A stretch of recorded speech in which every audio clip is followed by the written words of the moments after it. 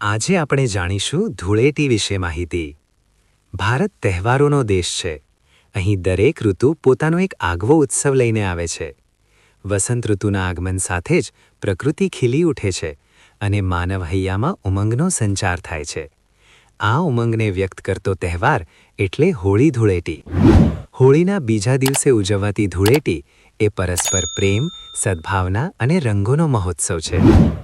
પૌરાણિક કથાઓ અનુસાર ધૂળેટીના પર્વ પાછળ ભક્ત પ્રહલાદ અને હોલિકાની કથા જોડાયેલી છે. રાક્ષસરાજ હિરણ્યકશિપુના પુત્ર પ્રહલાદ પર ભગવાન વિષ્ણુની અસીમ કૃપા હતી. તેને મારવા માટે તેની ફોઈ હોલિકા તેને ખોળામાં લઈને અગ્નિમાં બેઠી.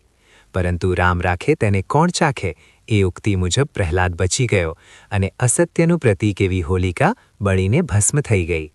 આ ઘટનાની ખુશીમાં અને અધર્મ પર ધર્મના વિજયના પ્રતીક રૂપે બીજા દિવસે લોકો રંગો ઉડાડીને ઉત્સવ મનાવે છે.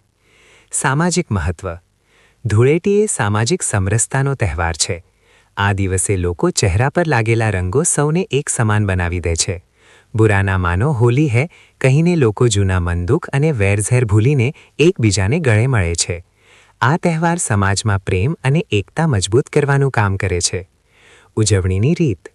ગુજરાતમાં આ દિવસે કેસુડાના રંગો, પિચકારી, ખજૂરધાણી અને મીઠાઈઓ દ્વારા હર્ષોલ્લાસથી ઉજવણી કરવામાં આવે છે. ગુજરાતમાં ધૂળેટીની ઉજવણી ખૂબ જ ધામધૂમથી થાય છે. સવારથી જ યુવાનો અને બાળકો પિચકારીઓ અને ગુલાલ લઈને શેરીઓમાં નીકળી પડે છે. રંગોની હેલી. લોકો એકબીજા પર લાલ, લીલો, પીળો અને કેસરી રંગ છાંટીને આનંદ માણે છે. ધાર્મિકતા. દ્વારકા, ડાકોર અને શામળાજી જેવા મંદિરોમાં ભક્તો ભગવાન સાથે હોળી રમે છે, જેને ફૂલફાગ કહેવામાં આવે છે. ખાનપાન. આ દિવસે ખજૂર, ધાણી, મમરા અને ગોટાનો વિશેષ મહિમા હોય છે. ઘરે ઘરે મીઠાઈઓ વહેંચવામાં આવે છે. વૈજ્ઞાનિક અને પર્યાવરણીય પાસું જોઈએ. વસંત ઋતુમાં આવતા વાતાવરણના પરિવર્તનને કારણે શરીરમાં આળસ વધે છે. રંગોથી રમવાથી અને ઉત્સાહપૂર્વક પ્રવૃત્તિ કરવાથી શરીરમાં સ્ફૂર્તિ આવે છે. જો કે વર્તમાન સમયમાં રાસાયણિક રંગોને બદલે કુદરતી રંગો જેમ કે કેસુડાના ફૂલો કે હળદરથી ધૂળેટી રમવી જોઈએ, જેથી ત્વચા અને પર્યાવરણને નુકસાન ન થાય. પાણીનો બગાડ ઓછો કરવો એ પણ આજના સમયની માંગ છે. ધૂળેટી એ માત્ર ગાલ પર રંગ લગાવવાનો દિવસ નથી, પણ હૃદયમાં પ્રેમનો રંગ ભરવાનો દિવસ છે.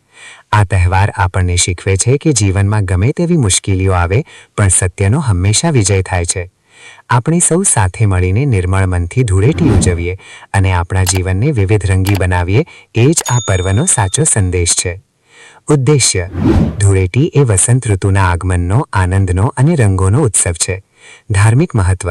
આ તહેવાર અસત્ય પર સત્યના વિજય, ભક્ત પ્રહલાદની કથાના પ્રતીક રૂપે ઉજવાય છે.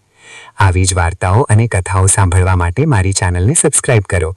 અને હા, રોજ દ્વારકાધીશની લાઈવ દર્શન આરતી જોવા માટે મારી ચેનલને સબસ્ક્રાઇબ કરો. જય દ્વારકાધીશ.